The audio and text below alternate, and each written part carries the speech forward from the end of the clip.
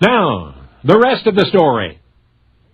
In the official Major League Baseball record book, you will find outlined a chronology of the All-American sport. Listed among baseball history's most significant events are these.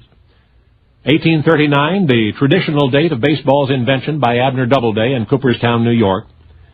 1845, the first organized baseball team formed by Alexander Cartwright.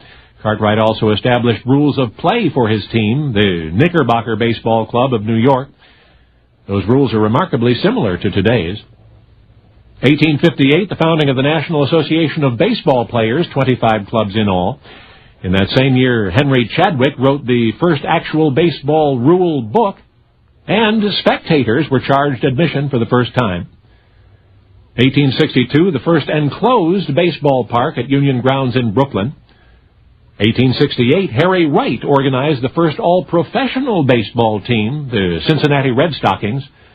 The first professional league, the National Association, followed 3 years later. Baseball's next 3 decades were characterized by minor rule changes and additional equipment for the players.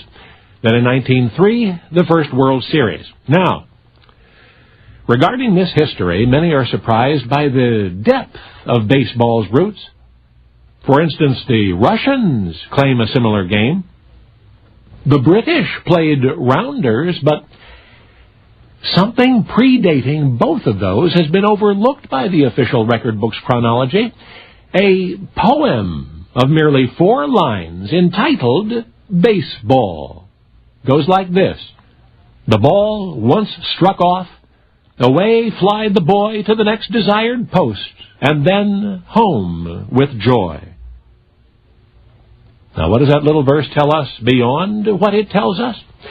Well, in 1906, the so-called Special Baseball Commission was formed. It was comprised of prominent baseball executives and included 2 United States senators. Anyway, reviewing baseball's history, the commission backtracked over the same ground we've just covered. The founding of the first professional league and the first professional team, and the writing of the first official rule book and the earlier rules on which the rule book was based. However, the Commission's greatest challenge was designating the actual invention of baseball. In fact, it was not until December 30, 1907, that the Commission released its findings. Baseball was born in Cooperstown, New York in 1839, their research indicated. Its originator was Abner Doubleday. And so unequivocally it was concluded that baseball is indeed an all-American game. Well, a century has passed since the Special Baseball Commission reported to us. But to those who believe the last word on the subject has been uttered, I call to your attention once again that 4-line poem called Baseball.